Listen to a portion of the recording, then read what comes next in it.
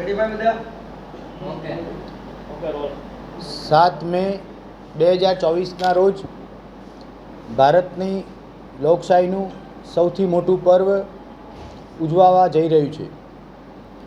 આ લોકસભા સામાન્ય ચૂંટણી અંતર્ગત ભાવનગર જિલ્લા પોલીસના જ્યુરિડિક્શનમાં 1192 જગ્યાએ મતદાન થનાર છે।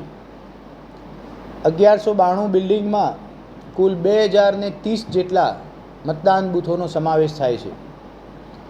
ભાવનગર જિલ્લાના 10 તાલુકામાં 26 પોલીસ સ્ટેશન વિસ્તારમાં અલગ અલગ જગ્યાએ 7 તારીખે મતદાન થવાનું છે। આ મતદાનના દિવસે પોલીસનો જે ડિપ્લોયમેન્ટ પ્લાન છે એ અંતર્ગત CAPFની 6 કંપની ભાવનગર જિલ્લા ખાતે તૈનાત કરવામાં આવેલી છે। છેલ્લા 4 દિવસથી ભાવનગર જિલ્લાના તમામ પોલીસ સ્ટેશન વિસ્તારના તમામ પ્રકારના ગામને ફૂટ પેટ્રોલિંગ એરિયા ડોમિનેશનમાં કવર કરી લેવામાં આવેલા છે। બીજી વાત, આ મતદાનના દિવસે 170 પોલીસ સેક્ટર મોબાઈલ 7 બિલ્ડિંગ દીઠ 1 એ મુજબ પેટ્રોલિંગમાં રહેશે। તમામ વિધાનસભા ઉપર DYSP કક્ષાના એક અધિકારીનું સુપરવિઝન રાખવામાં આવેલ છે।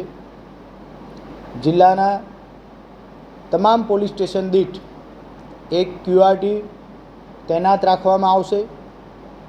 પોલીસ સ્ટેશન વિસ્તારમાં ચૂંટણીના દિવસે ચૂંટણીલક્ષી કે કાયદો અને વ્યવસ્થાને લક્ષી કોઈપણ પ્રશ્ન, કોઈપણ મુશ્કેલી કે કોલ આવે તેવા સંજોગોમાં પોતાના જ્યુરિડિક્શન વિસ્તારમાં પોલીસ સ્ટેશન વિસ્તારની આ QRT તૈનાત રહેનાર છે। આ સિવાય ભાવનગર જિલ્લામાં કુલ 7 જગ્યાએ ડિસ્પેચિંગ એન્ડ રિસીવિંગ સેન્ટર નક્કી કરવામાં આવેલા છે। આ તમામ રિસીવિંગ એન્ડ ડિસ્પેચિંગ સેન્ટર ઉપર આવતીકાલથી 3 લેયર બંદોબસ્ત લાગી જવાનો છે।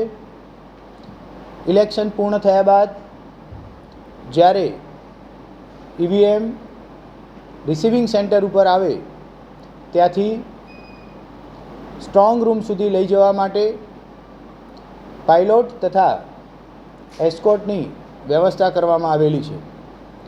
એકવાર EVM ચૂંટણી પૂર્ણ થયા બાદ જ્યારે સ્ટ્રોંગ રૂમમાં જમા થઈ જાય ત્યારબાદ મતગણતરીના પ્રમાણે ડિપ્લોયમેન્ટ પ્લાન તૈયાર થઈને આવેલો છે। એમાં કોઈપણ પ્રકારનો ફેરફાર કરેલો નથી। જે વર્તમાન સામાજિક પરિસ્થિતિ ચાલે છે એને અનુલક્ષીને પોલીસ પોતાના ઇનપુટ મેળવી અને આવી કોઈપણ જગ્યાઓ જો ધ્યાનમાં આવે છે એવી તમામ જગ્યાએ વિજિલન્ટ રહી જરૂર પડે વધારાનો ફોર્સ ડિપ્લોયમેન્ટ કરવા માટેની તૈયારી રાખેલ છે।